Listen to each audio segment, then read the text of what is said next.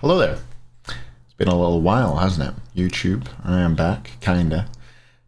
Recovered from my jet lag after SWC, which was super fun. If you didn't know, I got to go out and do some work on the desk and cast a fun match as well. A little throwback match with some old pros. Real's got a pentakill. It was pretty cool. Yeah, Worlds is over, and Season 9 is fast approaching. We've got the patch coming out in 3 days from now. It's Saturday the 22nd right now. Tuesday the 25th, I believe, is when the Season 9 patch hits the live client. And 2 days ago, the free agency period ended for the SPL.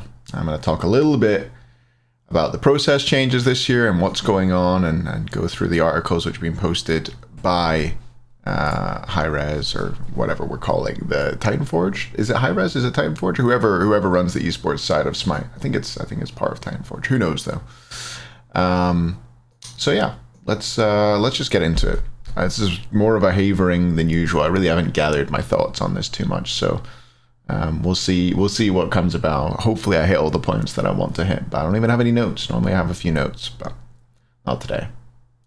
Alrighty, so this is the article they posted when they did. I don't know if you would have seen it. There was a video on the Worlds broadcast with Hindu Man, Ovrin, and the new head of esports, the new league commissioner, Aaron, where they talked about the changes coming in Season 9. Biggest change is play-ins. So we have play-ins coming for the SPL. Only 5 or 6 of the teams that go into the Pro League will be selected directly for auto qualification by Titan Forge, Hi-Rez, whatever we're calling them. I'm going to call them Titan Forge from now on. Titan Forge, selected by Titan Forge. And the remaining 2 or 3 teams will come in through a Playin Tournament. The other things are new pay structure, new schedule. And SCC teams basically will not pick their own names anymore. I think the branding thing about this, I don't know if I agree that it's branding. I think it's just that they don't want to have dumb names like Herculean Hoofs and Kha'Zix Fan Club and stuff like that. I think they just want to have slightly more professional sounding names. There's been some silly console names in the past as well. But Warm Snails, another silly name. But yeah, they just don't want to have silly names, which makes sense. It is what it is. I don't really care about this change in any way, honestly. Some people are like, no, we can't have silly names anymore. Don't care. Play-ins, good change. I think everybody's agreed that it's a good change. It's exciting. Second most important tournament of the year, in my opinion, coming up pretty soon. More meaningful than any other tournament other than Worlds, and probably more meaningful than Worlds in some ways in terms of like salary benefits for certain players. You're either getting the full, SPL salary, whatever that is, 46,000, or you're getting nothing, depending on the result of this tournament. So fairly significant. It's in mid-February. The next article goes into more details on that, so I'll cover that when we get there. New roadmap as well. Shorter phases. There's going to be a there's something weird. I think it's all in this, so I'll talk about it in a minute. But there's something really weird about the first tournament they're having. They said it's for seeding for the first phase, but I don't really understand that. And coaches, they're gonna get more moolah. Slightly a pay increase. This is the same article as this, right? Oh God, what? They've misspelled. Come on, man. Just make your... Sorry. That is a peach. They've done me a peach with that, right? They've just got a slight spelling error in the URL. Don't copy and paste URLs. Do copy and paste URLs. Don't type your URL in every time you want to put a link to it. God. Wishlist for Season 9? Esports website working regularly. Showing better things, not having broken links all the time and stuff like that. That would be nice. Anyway, this is like stabilizing league. I don't think much of this means anything really. They're just changing the names. That's all they're doing. And then they're having events, which the SEC team should qualify to. Same thing was supposed to happen last year, or at least they were supposed to have LAN events featuring the two different SEC leagues clashing against each other. This time, I guess we'll have maybe one team from each SEC region qualifying into tournament with SPL teams in it. We'll see how that goes. Depends on COVID and stuff like that with the EU teams getting to travel. Hopefully things are good for them. But yeah, big change for me is the play-ins. I think that's a big change. Let's go into it. Okay, so Phase 1 schedule and format details. Free agency is over. An additional SPL roster application should be approved on Monday. I'm just going to get into what I expect to happen here. It's no secret if you've been watching streams and stuff like that. There wasn't that much of a roster apocalypse. Rosters haven't changed all that much. I'll preface this with the fact that I don't know which teams have been approved, if any teams have been approved yet. But I wouldn't expect massive sweeping changes within the teams. That's what everybody's been saying on streams and stuff like that. So from that, my extrapolation is that the 6 teams that qualified for Worlds, if they retain their cores, they'll be accepted into the Pro League automatic qualification. And that leaves the only Warriors to battle out against whatever other 9 teams hopefully come in to this promotion tournament, February 16th to 20th. And then we've got a pretty short Phase 1, only April 1 to 24th. That is 4 weeks-ish. Not even quite 4 weeks, right? Of play. I think it's single round robin, unless I'm mistaken. But we'll see this when we get down. Anyway, this is basically saying how they decide who gets accepted. They also, from the teams that apply, I believe will be selecting the 10 additional teams to enter into the qualification bracket. In all honesty, from what I've heard, I don't know that there are 10 competitive teams that have applied. Maybe there's teams I don't know that have applied, but I'm a little disappointed with the number of people that have decided not to apply. I've decided that they don't want to go for the move over to the SPL. I think it's a shame. We're missing out on a lot of talent just because I guess it's a big ask, admittedly. Guy who retired from the Pro League because he didn't want to move to the US and commit to it, had other things going on. I know as well as anybody else that it's a difficult thing to commit to and a difficult thing to justify to yourself and to your family and things like that you want to go move to a different country, drop everything to play video games. It's tough. I think it's a really cool opportunity for people. The older I get, the more I would encourage people to, I'm not in a rush. I'm not as much in a rush with my life as I was 4 years ago, which is strange to say. But yeah, you got loads of time for life and for working a 9 to 5. I think getting to play games for a living and moving to a different country and experiencing a new culture is pretty cool. But equally, I can understand why people are reticent to do so. I think it's a shame that we're going to probably not see a lot of the up-and-coming talent, particularly from Europe, but also from North America, decide not to apply because they don't want to put the effort in and move and things like that. I say put the effort in like they're being lazy. That's not my intention at all.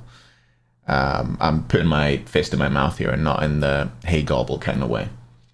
But yeah, I think that they'll struggle to find 10 competitive rosters to bring into this tournament. We'll see what the state of the teams that come into it are. You could definitely see some upsets there. Warriors, I think, are going to have to come in absolutely firing because this early season meta typically goes towards pressure, which is not something they've been very good at. They're not players who are necessarily going to disrespect the players they play against and just absolutely crush lower end teams. They tend to play the meta pretty well, especially towards the late game. But I think they're going to have to put a lot of time and effort into practicing to make sure they qualify, if indeed they're not auto-accepted, which I don't think they will be. And if they're sticking together, which I think they are, from what I've heard. Nika's been talking about it on stream a bit and stuff like that. Anyway, I'm rambling. But I'm expecting maybe 3 or 4 truly competitive SPL caliber teams to come into this play-in tournament, and we'll see how it goes. From what I understand, essentially, if they pick 6 teams, then the 2 teams that go the furthest in the bracket will be accepted into the SPL. Some people, I think, had worries that they didn't explicitly say that the teams who did the best in the tournament would be accepted to the SPL. They said they would choose from the results of that tournament. But I think in this, there we go. In this article, they did say final rounds of the bracket will serve as promotion matches. 10 teams, double Elim. We love double Elim. Best of 3 matches all the way through, which is pretty cool. 16th to 20th. Crazy how... Oh, don't say it, Paul. But crazy how we can do a 4-day tournament with double Elim and 10 teams now. But when the World Championships go now, yeah, I'm still sore about the World Championship bracket. I still am. I forever will be. Hopefully it's fixed for next year. We'll see. But nice. This is a good tournament format, I think. 4 days, double Elim, best of 3 matches. It's cool. It means that if 2 of the best teams play off against each other, it doesn't immediately mean that the unlucky team that played, the second best team that played against the best team, for example, now cannot qualify. Wait, it's actually 5 days. Maths. 16. 20 minus 16 is 4, but that is 5 days. 16th, 17th, 18th, 19th, and 20th. See, I can add them up. So it's a 5-day tournament. Hopefully everybody will be able to travel. There are definitely considerations to put into this for teams that you're going to apply with. For example, if you're coming from Europe and you're from a country where you cannot get an ESTA, you probably won't be able to make it out. So if you're from, I guess if you're from Russia, for example, you've got to get your Russia, Ukraine, that kind of thing. You've got to get a proper visa generally to enter the US, which requires an embassy appointment. So basically teams with players from those locations are just kind of boned, unfortunately. Do I think the teams will be able to fly out? I do. So the difference, people will probably be wondering how they're able to make this happen, but it was so difficult to get players out for events last year, and to get European players to move out to the US in general. So there's a couple things that go into that. First of all, being that the travel ban has been lifted. I was able to travel to the US on an ESTA. The second thing is that the players will not be making any money. So it's not, considered employment. They're playing for a spot, which they will then get a visa to play in the US afterwards from. So that should make it easier for them to fly out, because they're not actually competing for any money. They're competing for a spot in the Pro League. So they can honestly, genuinely say they're not there to work, they're not there to earn any money, blah, blah, blah, blah, blah, which means that they can get through customs. It's just those little things that make this possible. I think it's going to be possible for EU teams to fly out for this, if there are any appropriate level EU teams that have applied. There's a few players who I would like to see apply from Europe. Your Spudios, your Vaporish Coasts, your Terrorims, things like that. Players who have been on the up and up over the last little while. But I don't know if we will see any or all of them in this event. I would hope so. But yeah, Streak Up as well. Definitely a good player. But whether these players are able to travel out and make it to the event and put the time into this and find a team who are willing to do it with them as well. You need 5 Europeans who are all willing to commit to, who are all good players, number one, who all get on well enough, and who are all willing to commit to the move to the US. So yeah, who did I saw somebody tweeting out that they were looking for a solo laner for that event. Can't remember who it was though, but I think it was possibly a European. Anyway, moving along. Just the bracket there, how that works. And then we've got this. This is something that I was talking about, which I'm a little bit confused about. They've got a starting tournament, which is cool. 8 SPL teams, single Elim with 3rd place match. Best of 3 matches all the way through. It seeds them for phase 1, right?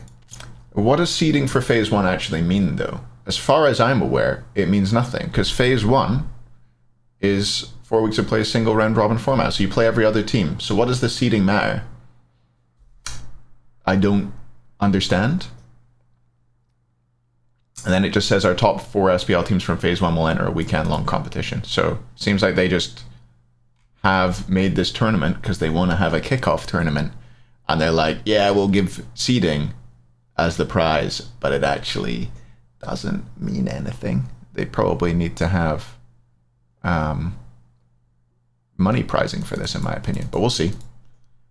Some special edition merchandise for the team that comes up on top. Maybe that's it. But I guess the budgets are tight. The purse strings are closed right now. So they've given seeding into a round robin format, which is utterly meaningless, in my opinion. I could be wrong, but I fail to see how seeding does anything for a round robin format, unless they're somehow taking the seeding into account when they do this calculation to see who the top 4 teams are. But again, that seems dumb. You don't use one tournament's results to then decide alongside your league play who goes into the next tournament. That shouldn't be how it works, but yeah, that's just me. And then they got pricing for this one, so that's cool. 20 grand. Not even $2,000 per player for first place, which is not very much. The purse strings really are close, but players get pretty good salaries and stuff like that. So, I mean, that's for them to fight. May 1st and May 2nd is when this event is. My birthday is on Monday, on May 3rd. That's when my birthday is. Remember and get me a present. YouTube chat. Anyway, is that it? Is that all I wanted to cover? I don't know. I hope I've covered everything.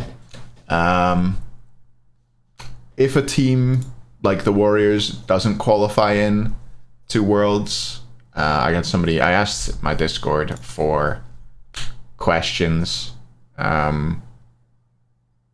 anything they were missing context on or anything like that going into Season 9. Someone asked what happens in the qualification tournament and what happens if a team loses out on a spot. So if the Warriors don't get a spot, essentially, yeah, they probably won't get visas anymore, and they will be typically Titanforge help the players get back in these situations. That was a big thing that was argued for when the league was first being moved to the US. The European players were very strong on the fact that they wanted to, like, if they got kicked from a roster, Hi-Rez would help them out with flying them home and things like that, and organizing that and giving them a little bit of a grace period to get out of the house they're staying in. So that stuff typically has all been covered. I don't know how it would work with visa applications, if any of the players could stay in the US. If they, like Warriors, for example, Dardes, Cuvo, Nika, and Vote would no longer have visas. I would imagine that once they're out of the league, they no longer have a visa and they've got to figure out what they want to do, but they presumably could not continue living in the US, would have to move back home. But Hi-Rez do provide flights, a certain number of flights per year to teams or something like that, very few of which got used last year, I would imagine, because of the COVID situation. So yeah, if a team who lives out there doesn't get the spot, then I think they gotta go back home, presumably. One other thing I wanted to maybe talk about was the players that we can consider for the Playin Tournament and for the SPL. So SPL retirements from the top 6, which is what matters for the SPL spots. We've got Benji has stepped out, and you've got to consider who could take his spot. Scary D's been playing the game again in terms of solo laners, so he's one who could maybe come back into the league. If Nika wanted a guaranteed spot, he could maybe move teams and join the remainder of that Titans roster, but maybe they'd look for someone else. Maybe he wants to stay with the Warriors, so that's something to consider. Other players that you could consider coming into these teams, I guess you've got to look at the SCC teams that did okay. Sleekness and Winter Dogs from North America did pretty well. In EU, the SCC team and the SOC team that qualified, I don't think are looking to compete in the US. So less likely to see them get involved. other people who we could see, I mean, SEC always in North America in particular has a lot of talent that could consider coming back in. I think Mask said he was coaching. I think I saw that somewhere. You've got guys like Snoopy who are playing a lot of the game. Yeah, the Winter Dogs guys, as I said, the Sleekness guys, and maybe some of the other SEC players will be looking to play. I think we saw that Oath, unfortunately, has decided not to put his hat in the ring for SPL, which is a shame because I think Oath's a really good player. But hopefully we'll get to see more of him in the SEC next season anyway. Yeah. I imagine SEC information still coming, but I think it's the same process as it was previously, where it's like a play-in to the SEC. So we'll get that after these February play-ins for the SPL. Presumably any teams that didn't qualify in there will go for SEC, I would expect. What else? I guess between the Playin Tournament finishes on the 20th of February and the kickoff tournament is due to start on March 25th, which gives the players a month or so to get their visas and get over to the US. I believe as Titan Forge Hi-Res have been working on the visa process a lot. Visas are a lot easier to get right now. The speed at which people got visas when the travel ban from Europe actually ended was pretty quick, actually. People were able to get them in a good fashion. I believe they're already working on it. There will only be presumably 2 teams, 3 max, that they need to get. I'm pretty confident it'll be 2 teams that get in from the play-ins, by the way, and 6 teams that will be selected. But they'll only need 2 teams to get the visas. They'll be hopefully all over it. They'll be prepared. They know the timescales they've got to do it in, and they know the challenges they've faced before. So have faith. I have faith that they will manage it. Final thing I wanted to talk about was announcements, when we can expect roster announcements.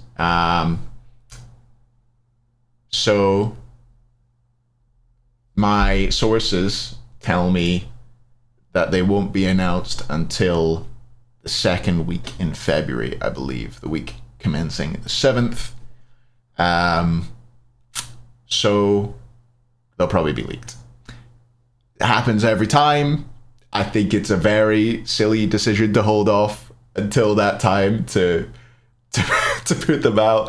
I just think it's gonna happen. It always happens. Somebody can't help themselves. I've seen people in Twitch chats already, honestly, who just can't help themselves. They're just like, I know, and I have to tell everybody who knows that I know in a very obvious way because I'm in the know. And you, person who was doing that in that other chat that I was in, you should know who you are, and you shouldn't do that.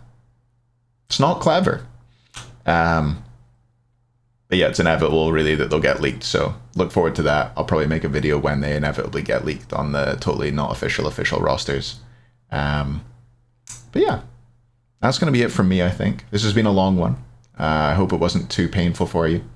What else have I got in the pipeline? Thinking about doing a Smite European Championship where I get some players to draft some European rosters per country, or maybe I'll let some people group up per, like let the Baltic states group up maybe. But I think that could be a really fun thing to do. And Europe, I think, has lacked competition as of late, lacked big tournaments. So I think it could be a fun thing to do in the off season. So look out for that. Hopefully I can get it organized and get it done. We shall see.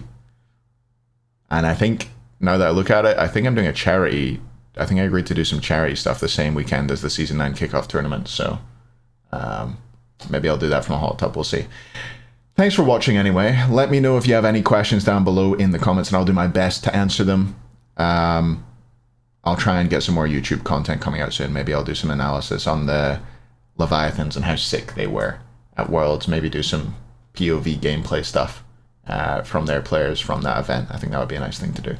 But still working on it. Thanks for watching. Leave a like, leave a comment, subscribe, hit the bell. And yeah, I'll see you next time. Peace.